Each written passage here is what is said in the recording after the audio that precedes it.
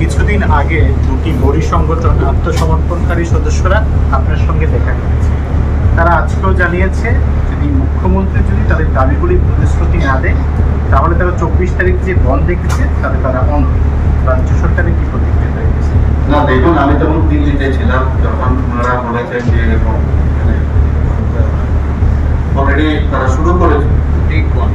তো আমি ওনাদেরকে বললাম যে আমি এসে ওনাদের সাথে কথা বলি। তো সেদিন আমি কথাও বলেছি এবং কথা বলার পরে দেবে ভেরি হ্যাপি এবং সব কিছুরই একটা রুলস রেগুলেশন আছে যা মানে অ্যাকর্ড হয়েছে। সে অ্যাকর্ড অনুযায়ী কে কি কাকে কিভাবে চিহ্নিত করা হবে তার বাইরে তো যাওয়া যাবে না। তোমরা কিন্তু আমার সামনে এসে বলবো যে ঠিক আছে আমরা আর কিছু কিছু বলছি, কিছু কিছু উইন্ডো আছে, সেই উইন্ডোর মধ্যেও কিন্তু সে উইন্ডোটাও কিন্তু এই যে আইন আছে আইনের মধ্যে রয়েছে।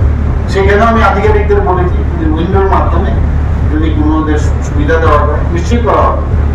এখন এটা ওনাদের বিষয়। আমি যখন বলেছি আমি ওনাদের কথাও রেখেছি, ওনাদের সাথে কথাও বলি দেবে রেখেছি।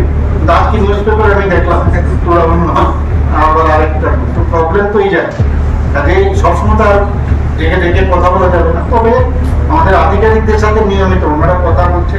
আমি আশা করি ত্রিপুরার উন্নতির সাথে বহু হয়েছে, বহুদিন হয়েছে।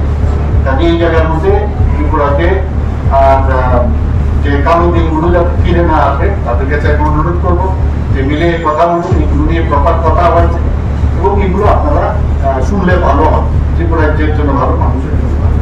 Thank you sir.